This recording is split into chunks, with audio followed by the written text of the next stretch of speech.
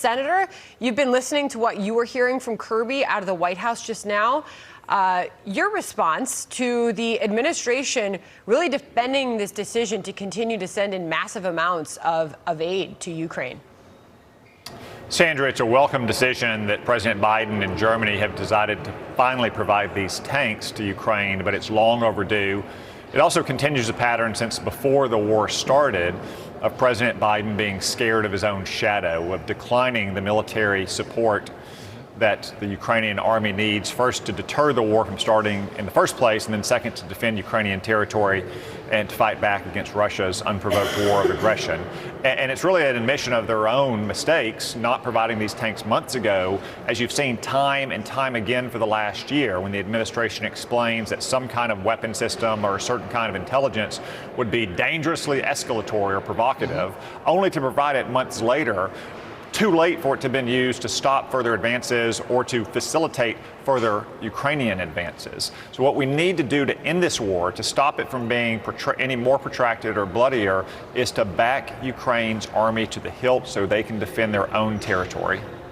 Yeah, and Senator, it's Trace Gallagher. Just to kind of elaborate on your point there, what's happening in the briefing, and you may have heard this, the question was asked, well, what's next? What about fourth generation fighter jets? And he said, well, I'm not going to comment on that, meaning it appears that everything is on the table. And as you say, it was not we're not talking about that 11 months ago. And now suddenly we're talking about the possibility of more equipment going over there. Yeah, and Trace, in some ways, this goes back to the Obama-Biden era as well. You know, back in 2014, when Russia first invaded Ukraine, Ukraine pleaded for anti-tank missile systems known as Javelins, and President Obama refused to give them. We started giving those under President Trump. Thankfully, that helped fend off the initial attack on Kyiv.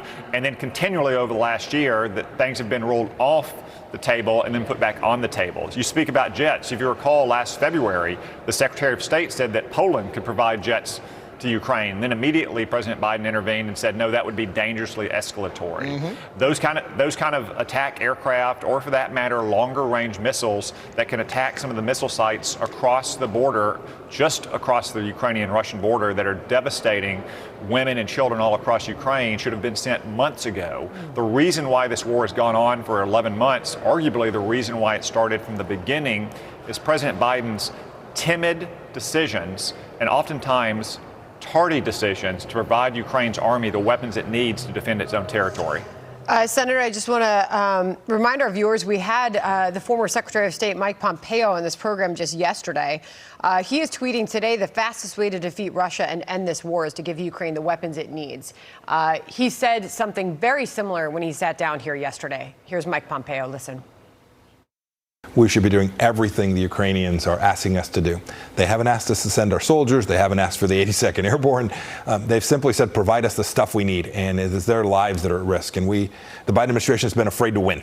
Right? They've been afraid to provide the Ukrainians with the tools they need to be successful. Senator, John Kirby was just asked this question about whether or not they believe that Russia, sensing this as an immediate provocation, whether or not they are going to immediately escalate things, and how ready we are as far as our NATO allies and the ability to bring in troops immediately. Where do you stand on that? Do you believe this is an immediate provocation? Do you see Russia stepping in sooner than later?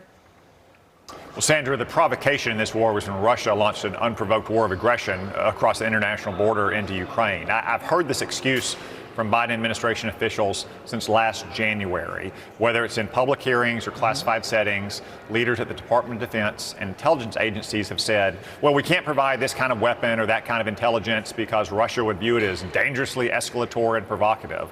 They don't provide it. Oftentimes, in the meantime, Russia has taken the steps that they predicted, and then that we do provide it. When if we had provided those weapons and intelligence from the beginning, this war might have already been over, or it might have never started in the first place. All right, Senator, we're getting some breaking news out of the White House. If you can stand by with us, if you can't, thank you. We're going to get back to Karine Jean-Pierre. She's taking questions about whether or not all presidents should have their homes, their private homes, swept for classified documents? I believe she's answering a similar question now. Infrastructure legislation, remember, it is a bipartisan piece of legislation, and he is committed to really tackling climate change by making sure we're moving forward. One of the processes is making sure that we're moving with electric vehicles. I don't have anything specific to say about this particular action that the senator is making.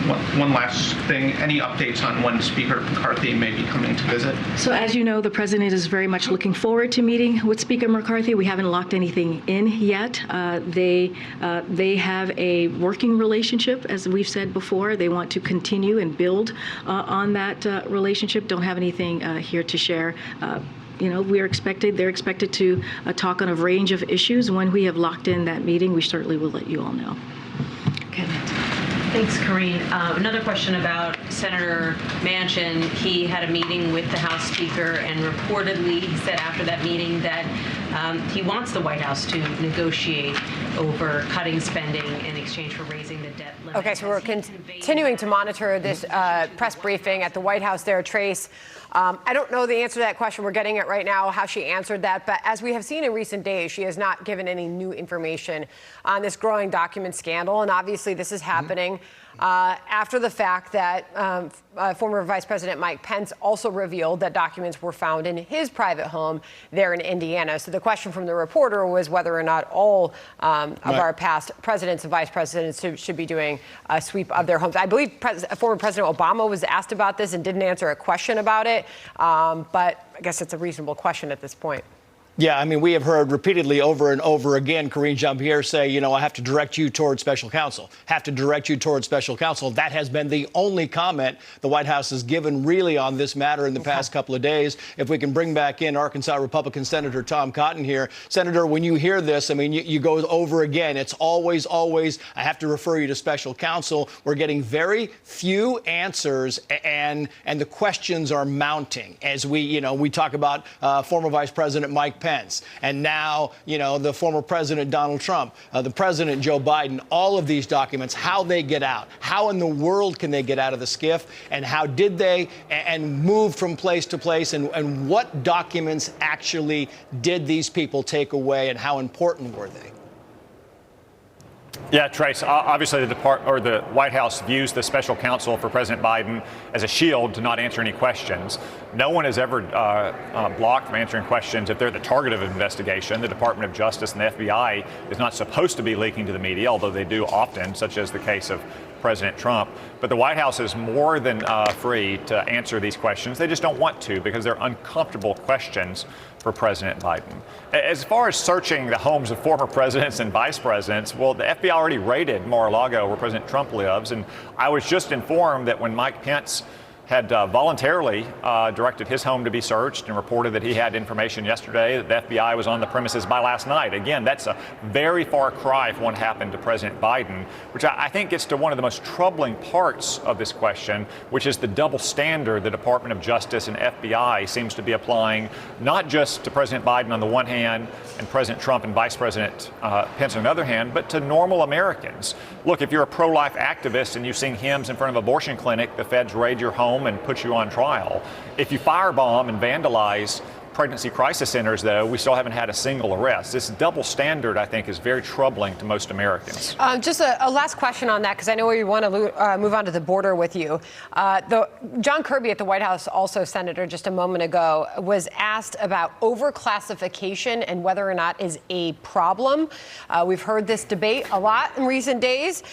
Kirby said, quote, "It's always a balance, and you're always trying to meet that balance about whether things are classified appropriately. I wouldn't go so far as to slap a Band-Aid on it yet," he added, and says everything's over. And he said everything's overclassified. We heard something very similar to Mike Pompeo when he joined us yesterday. So is this something that needs to be addressed? It does, Sandra. I can tell you as a member of the Senate Intelligence Committee, I see a lot of documents that are badly overclassified. Sometimes I point them out to intelligence officials and say, this document is classified, but I'm having trouble finding a single clandestine secret in this document. Could you point it out to me? Now, that said, it doesn't mean that all documents are overclassified. Our government has some extraordinarily sensitive secrets and information, and they should be handled with care. What we shouldn't have had is the FBI becoming the enforcement arm of a bunch of left-wing librarians at the National Archives, as opposed to dealing with President Trump exactly the way they dealt with President Biden, the way they've dealt with past presidents, which is working in a cooperative fashion to make sure there's been no endangerment to our national security whenever you have mishandling of classified documents. Senator, if we can move on to the border now, it's kind of become very clear that the cartels in Mexico are dominating the southern border with the drugs and the smuggling and the trafficking.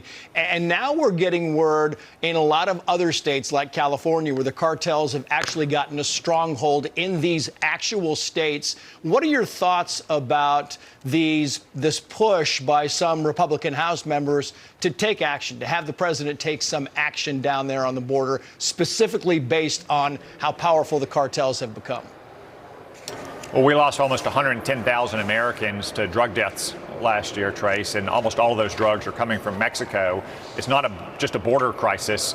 It's a crisis facing every community and every family all across the state of Arkansas and all across this nation. The president's recent decision to help process and expedite almost 400,000 illegals in our country does nothing to stop the flow of illegal migrants and therefore the flow of drugs. In fact, it probably facilitates it. I would just say to all your viewers, if Al-Qaeda or ISIS set up shop in Tijuana or Monterrey or Juarez and was responsible for more than 100,000 deaths in America every year, what would you demand your government do? That's exactly what we should do to these cartels. Senator, I want to draw our viewers' attention to the screen, and it is video that it's difficult to look at. It's difficult to see. I mean, you're talking about 396 Haitian migrants cramming on that 50-foot boat. Senator, I assume you've seen this by now. They found it near the Bahamas. The U.S. Coast Guard did. They intercepted that boat between Florida and Cuba. These migrants taking an incredibly dangerous journey. This happened on Saturday. And we see journeys like this continue, Senator, and I wanted to get your reaction to that. Well, when you invite hundreds of thousands of illegal migrants to enter your country, whether it's over the Mexican border or taking very dangerous trips like this to the Caribbean and the Gulf of Mexico, it's only going to encourage more of it. So that's true here. It's true anywhere you see in the world. For instance, during the European migrant crisis in 2015, if you accept migrants like this without any regard to your laws, you only get more of it. And I don't see how that is a moral decision, how that's something that should be respected and encouraged, because you are simply incentivizing all of these migrants from very troubled nations like Haiti to make that very dangerous journey, when sadly many of them will end up dying on that journey. In Mexico, they'll end up being exploited and raped or human trafficked. That's why it's so important that we get control of our border, not only for our own sake, but for stability and order in Latin America, which directly affects our safety here in America.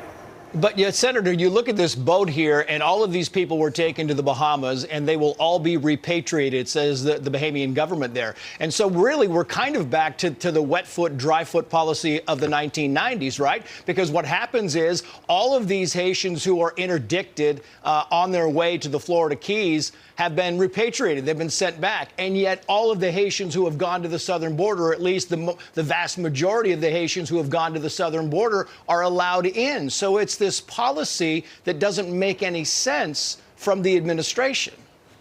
Yeah, in fact, Trace, it only encourages an even more dangerous trip from people from countries like Haiti, because obviously it's a longer journey to get to Mexico than it is to get to American soil. Now, there is a difference between Haiti and Cuba from back in the days, of course. Marxist governments in places like Cuba or Venezuela generally do oppress their people and generally do target political opponents. Haiti is a very troubled, very poor, very dangerous nation. Those are not criteria, though, under our laws to be admitted into the United States. That's in contrast from people who are persecuted because of their religion or their political views or their race. That's what Joe Biden needs to enforce, because that's what's in our law. If we don't enforce it, all we do is encourage more of these kind of heartbreaking journeys. We know those Haitians there, they've got a spike in gang violence back in their home country, deepening political instability. They were fleeing extremely awful conditions as it was, and we're watching that. That video is really something. You see children laying across, all of those people, most of whom have to stand because they're so crammed on that boat, Senator. Really appreciate you joining us today, sir, and thanks for sticking with us through the briefing there at the White House. Thank you. Thank you, sir. Thank you both.